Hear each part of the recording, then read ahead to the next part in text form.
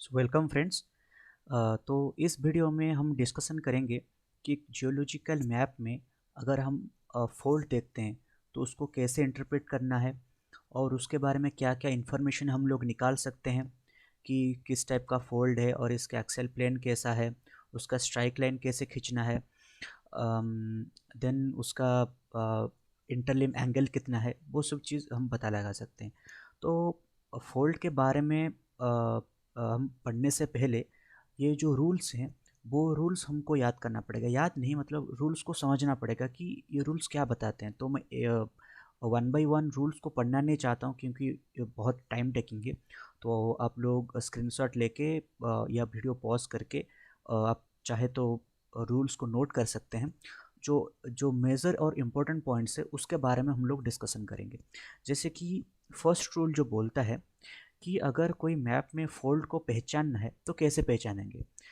तो एक हो गया हम लोगों का कंटूर लाइन्स और दूसरा हो गया हम लोगों का बेडिंग प्लेन।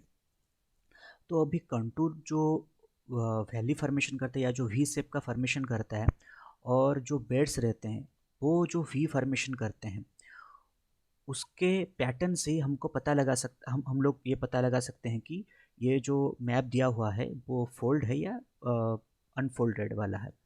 तो अगर कंटूर का जो वी और जो बेड का जो वी होता है अगर वो कोइंसाइड कर जाते हैं मतलब जो कंटूर का जो वी होता है उसका एक्सिस और जो बेड का जो वी होता है उसका जो एक्सिस अगर वो कोइंसाइड कर जाता है देन इन जनरली वो जो टेरेन होता है वो अनफोल्डेड रहता है।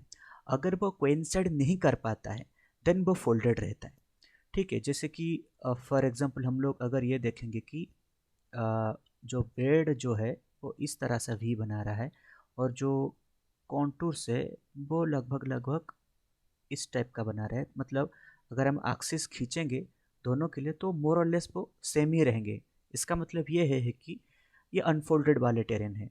लेकिन अगर हमको ऐसा दिया गया कि जो कॉन्टूर लाइन से वो ऐसे हैं और जो बेड्स हैं वो कुछ इस तरह से है। ठीक है, तो अगर बेड का देखेंगे एक्सिस वो इस तरह से रहेगा कुछ और कॉन्टूर लाइन का इस डायरेक्शन में रहेगा तो वो कोइंसाइड नहीं कर पा रहे हैं। इसका मतलब जो टेरेन है वो फोल्डेड टेरेन है। ठीक है, तो ये इसका जनरल रूल है। लेकिन एक्चुअली फोल्ड में होता क्या है कि कभी कभी हम लोगों को एक से ज़्यादा स्ट्राइक लेन दिख जाता है। जैसे कि कोई एक बेड हो तो कभी कभी क्या होता है कि एक स्ट्राइक लाइन जो होता है वो कभी कभी इस डायरेक्शन में रहता है तो और कभी कभी इस डायरेक्शन में रहता है। तो एक कन्फ्यूजन क्रिएट हो जाता है कि कौन से डायरेक्शन में हम लोग को स्ट्राइक लाइन खींचना पड़ेगा। तो उसके लिए क्या करना है कि पहले हम लोगों को एक्सियल प्लेन के बारे में पता लगाना है।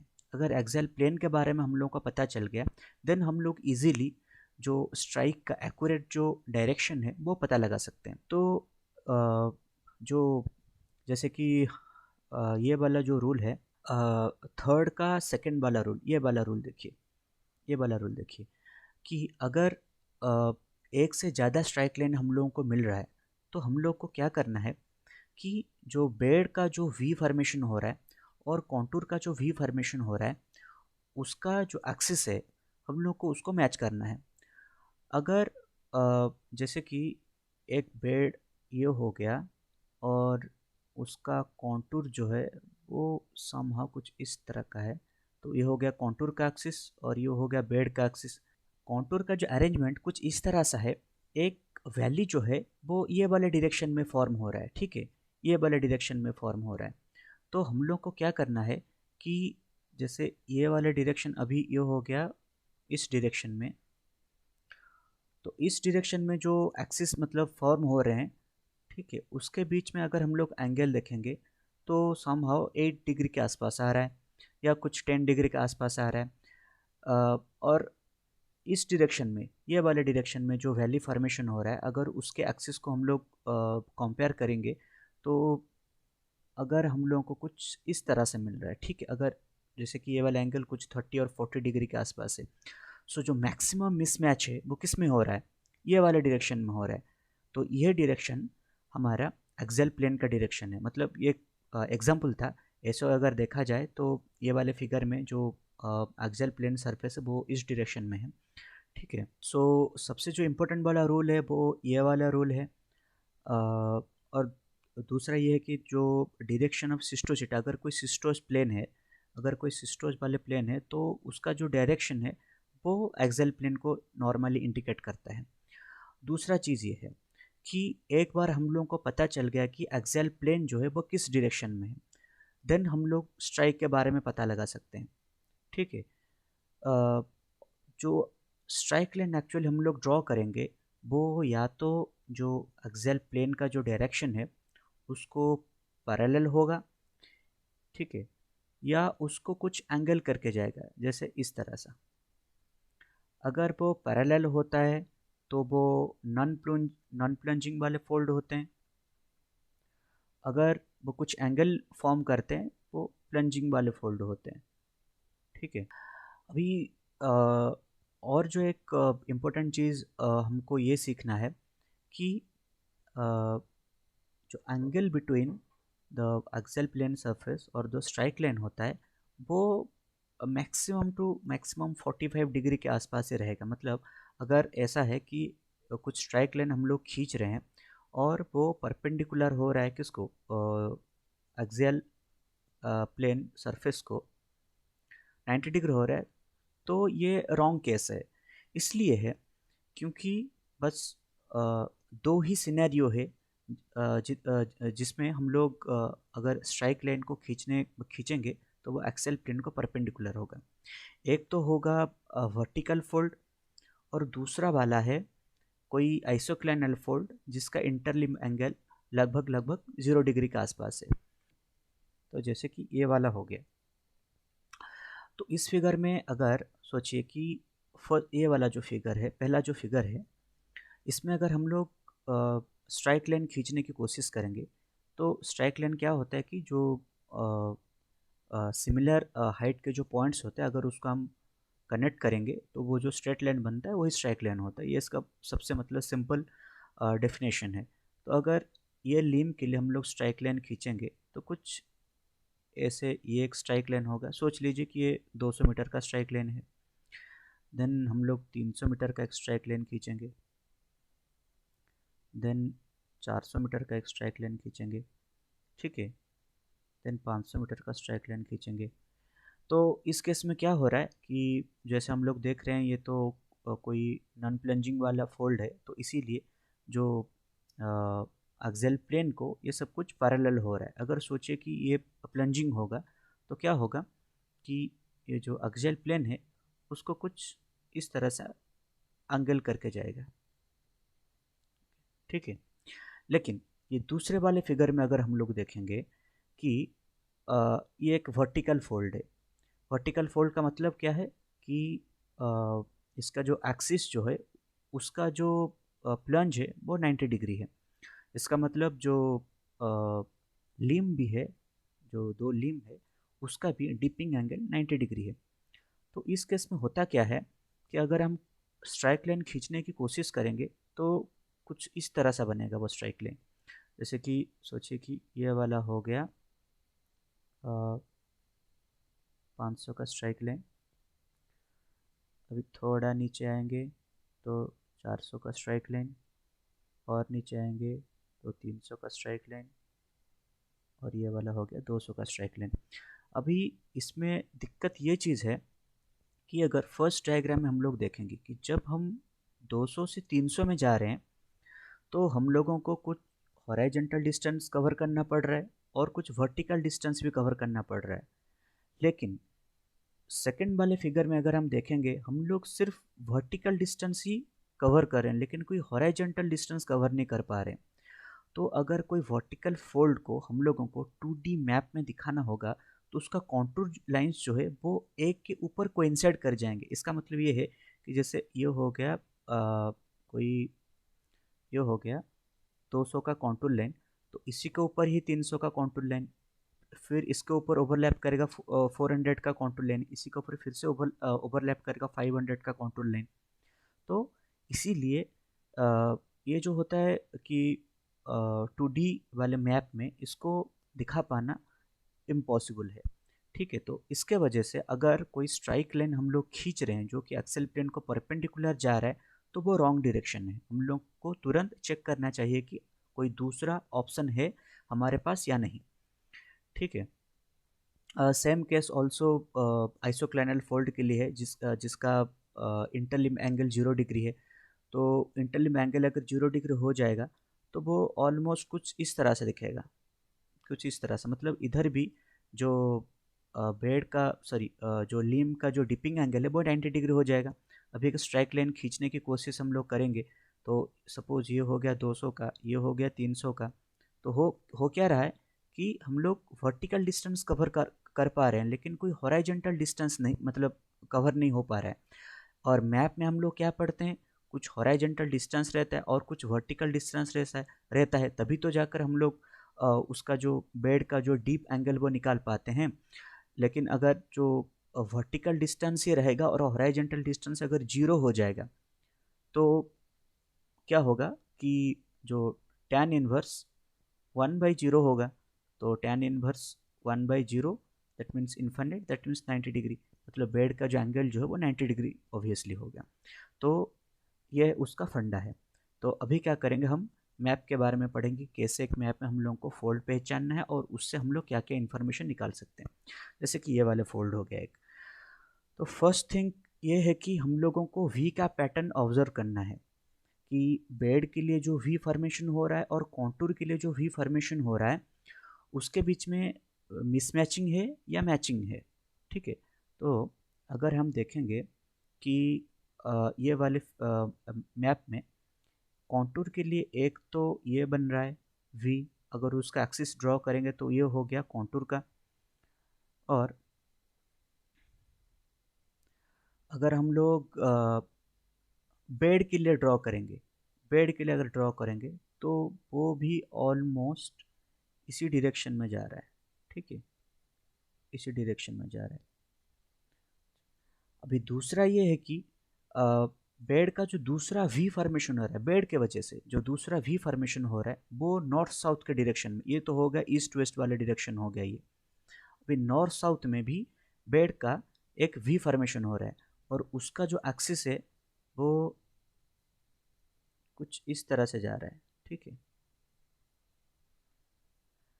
और नॉर्थ साउथ डायरेक्शन में जो कॉन्टूर के वजह से अगर कुछ वैली फॉर्मेशन हो रहा है तो वो आइदर ऐसे जाएगा, क्योंकि जो बल्जिंग वाले डायरेक्शन है वही डायरेक्शन को हमको देखना है, या तो फिर वो ऐसे जाएगा, जो बल्जिंग वाले डायरेक्शन है वो ऐसे जाएगा। तो मैक्सिमम जो मिसमैच हो रहा है वो कौन से डायरेक्शन में हो रहा है, नॉर्थ साउथ वाले डायरेक्शन में हो रहा है। इसका मतलब ये है कि ये वाले फोल्ड का जो एक्सियल प्लेन है वो इस डायरेक्शन में है, क्योंकि मैक्सिमम मिसमैच जो हो रहा है बेड के बीच का जो बेड से जो वी फॉर्मेशन हो रहा है और कॉन्टूर से जो वी फॉर्मेशन हो रहा है, जो मैक्सिमम मिसमैच है वो नॉर्थ साउथ डायरेक्शन में हो रहा है। तो इसीलिए जो एक्सेल प्लेन है वो नॉर्थ साउथ के डायरेक्शन में रहेगा, जैसे कि ये। तो ये फिगर में अगर हम लोग देखेंगे, अभी अगर अब गौर करेंगे तो इस फिगर में एक स्ट्राइक लाइन जो है वो ये वाले डायरेक्शन में आ रहा है। ठीक है, तो हम ऐसे भी एक अगर 3 पॉइंट मतलब करके हम लेंगे तो इस डायरेक्शन में भी ले सकते हैं, ये वाले डायरेक्शन में ले सकते हैं, या तो ये है कि अगर दूसरा जो स्ट्राइक लाइन आ रहा है वो इस डायरेक्शन में आ रहा है। ठीक है, तो अभी हम लोगों को डिसाइड करना है कि कौन सा स्ट्राइक लाइन सही है, क्योंकि अगर स्ट्राइक लाइन हम लोग गलत लगे ना तो हो गया भाई बड़ा गर्ग। ओके, तो इस तरह सा दो टाइप के स्ट्राइक लाइन बन रहे, तो दो टाइप का जो स्ट्राइक लाइन बन रहे उसके लिए पहले हमको क्या करना है कि एक्सियल प्लानर सरफेस जो है उसको डिसाइड करना है वो मतलब कहाँ फॉर्मेशन होगा। तो इस डायरेक्शन में देखते हैं, पहले ये वाले डायरेक्शन में देखते हैं कि बेड के लिए जो वी या जो वैली फॉर्मेशन हो रहा है, ये बेड के वजह से जो वैली फॉर्मेशन हो रहा है, ठीक है, उसका अगर एक्सिस को हम लोग ड्रॉ करेंगे, ये हो गया बेड के वजह से जो वैली बन रहे हैं उसका एक्सिस। और दूसरा जो है, जैसे कॉन्टूर के वजह से जो बन रहा है, ठीक है। तो कॉन्टूर का जो बल्जिंग वाले डायरेक्शन हम लोग अगर देखेंगे तो वो कुछ इस तरह से दिख रहा है। तो ये होगा कॉन्टूर के वजह से जो एक्सिस बन रहे हैं, तो इसके बीच में एंगल को हम लोग मेजर कर लेंगे। उसी तरह हम लोग ये फिर से क्या करेंगे, जो दूसरा जो डायरेक्शन है, जैसे कि ये वाला डायरेक्शन, ये वाले डायरेक्शन में जो वी फॉर्मेशन हो रहा है, ठीक है। तो अगर इधर हम लोग देखेंगे, क्योंकि इधर एक पेड़ है, तो जो एक्सिस जो है वो कुछ इस तरह से जाएगा, और कॉन्टूर के वजह से जो वी फॉर्मेशन हो रहा है वो कुछ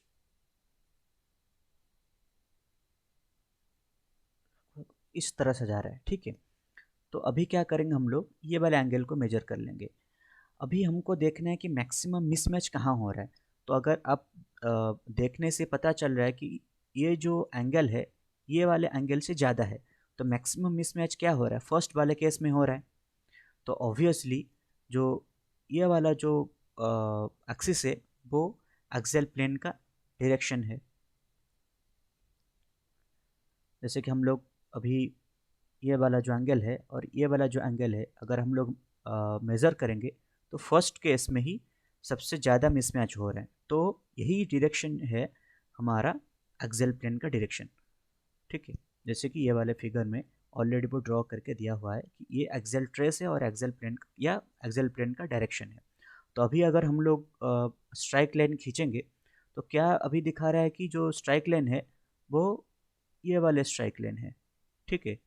तो इस डायरेक्शन हम लोग डिस्कशन कर रहे थे, ओके।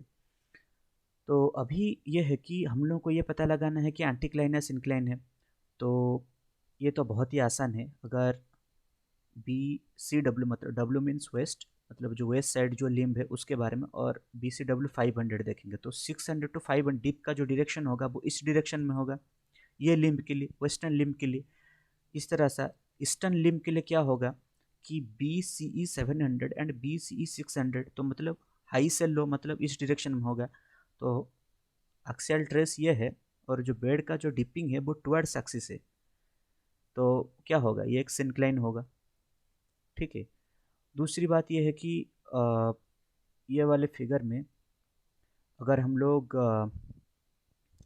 इसका ट्रेंड पता लगाने की कोशिश करेंगे, जो नॉर्मली हम लोग नॉर्थ से ही लेते हैं, तो ये वाला जो एंगल होगा वो होगा कितना, जैसे कि इधर ये कैलकुलेट किया है कि 57 डिग्री, तो लेकिन हम लोग नॉर्थ से लेते हैं इन जनरल।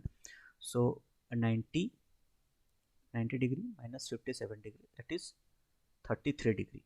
तो 33 डिग्री इसका ट्रेंड है, और इसका जो डिपिंग एंगल है वो 23 डिग्री है, ठीक है। मतलब ईस्टर्न लिम्ब का 23 डिग्री, और सॉरी ईस्टर्न लिम्ब का 23 डिग्री और वेस्टर्न लिम्ब का 23 डिग्री। और ईस्टर्न लिम्ब का जो ट्रेंड है वो 33 हो सकता है, या 33 प्लस 90 भी हो सकता है, जो कि है 123 डिग्री हो सकता है। और ये वाले लिम्ब के लिए वैसे ही हम लोग अगर देखेंगे कि ये वाला जो एंगल है ये भी आपका वही सेम 33 डिग्री है, लेकिन इसमें क्या है, अगर वो क्वाड्रेंट हम लोग देखेंगे तो वो ये वाले क्वाड्रेंट में आ रहा है। इसका मतलब क्या है, 33 मीन्स 33 प्लस 270 जितना होगा वो ये वाले जो लिम है उसका ट्रेंड होगा। और डीप एंगल ऑलरेडी मेजर किया गया है, वो जो है कि 23 डिग्री या 23 डिग्री है। तो अभी कैसे हम लोगों को इंटरलिम एंगल का पता चलेगा कि इंटरलिम एंगल कितना है। तो अगर हम ये सोचिए कि ये एक बेड है। अभी इंटरलिम का जो एंगल है वो कुछ हम लोग डिसाइड नहीं कर सकते, क्योंकि इसका जो बेड का जो डिपिंग जो है वो 0 डिग्री है। अगर सोचिए कि इसको मैंने थोड़ा सा फोल्ड किया, इस तरह से कुछ फोल्ड किया, अभी हम लोग को कुछ इंटरलिम एंगल पता चल रहा है, हाँ ये कुछ है। अगर बेड का जो डीपिंग है उसको हम थोड़ा और स्टीप कर लेंगे, मतलब कुछ इस तरह से करेंगे, तो इंटरलिम का एंगल जो क्या है वो डिक्रीज हो रहा है। इसका मतलब ये है कि जब ये फोल्डेड नहीं था, मतलब जब एंगल 180 डिग्री था उसमें से अगर दोनों साइड के लिम का जो बेड है उसका जो डिपिंग एंगल हम लोग अगर माइनस कर लेंगे तब हमको मिल जाएगा इंटरलिम एंगल। इसका मतलब 180 डिग्री माइनस ईस्टर्न लिम के लिए बेड का डिपिंग एंगल 23 डिग्री है और वेस्टर्न लिम के लिए भी सेम 23 डिग्री है। तो 180 minus 46 which is 134 degree. So 134 degree मतलब ओपन फोल्ड या जेंटल फोल्ड जो भी है, ओपन फोल्ड हम लोग बोल सकते हैं। ठीक है, तो 134 degree is the interlimb angle. Okay, so ये वाले फिगर में अभी हम लोग आएंगे। तो अभी क्या करना है, अगर ये वाले फिगर में हम लोग देखेंगे तो एक जो स्ट्राइक लाइन है वो कुछ इस तरह सा बन रहा है और एक जो स्ट्राइक लाइन है वो इस तरह सा बन रहा है। तो हम लोग को कैसे खींचना है स्ट्राइक लाइन वो अभी पता लगाना है। तो वैसे ही देखना है कि अच्छा, अभी नॉर्थ साउथ डायरेक्शन में अगर देखेंगे जो बेड फॉर्मेशन या जो कोल सीम है और जो ये जो बेड है उसके वजह से जो वैली फॉर्मेशन हो रहा है उसका जो एक्सिस अगर हम लोग खींचेंगे तो वो कुछ इस तरह से आएगा। और अगर ईस्ट वेस्ट डायरेक्शन में देखेंगे तब भी एक वैली टाइप का फॉर्मेशन हो रहा है, तो इसका जो एक्सिस है वो कुछ इस तरह से आएगा। और अगर नॉर्थ साउथ डायरेक्शन में कॉन्टूर के वजह से जो वैली फॉर्मेशन हो रहा है उसका अगर हम लोग एक्सिस को देखेंगे तो मे बी वो ये वाले हो सकते हैं जो बल्जिंग वाला डायरेक्शन है, या तो फिर ये एक हो सकता है।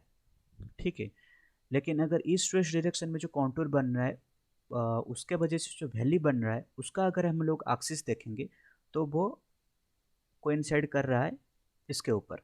तो इसका मतलब कि जो मैक्सिमम मिसमैच जो है वो नॉर्थ साउथ के डायरेक्शन में है। तो इसका मतलब जो एक्सेल प्लेन है वो ये है, ये वाला जो है ये एक्सेल प्लेन है।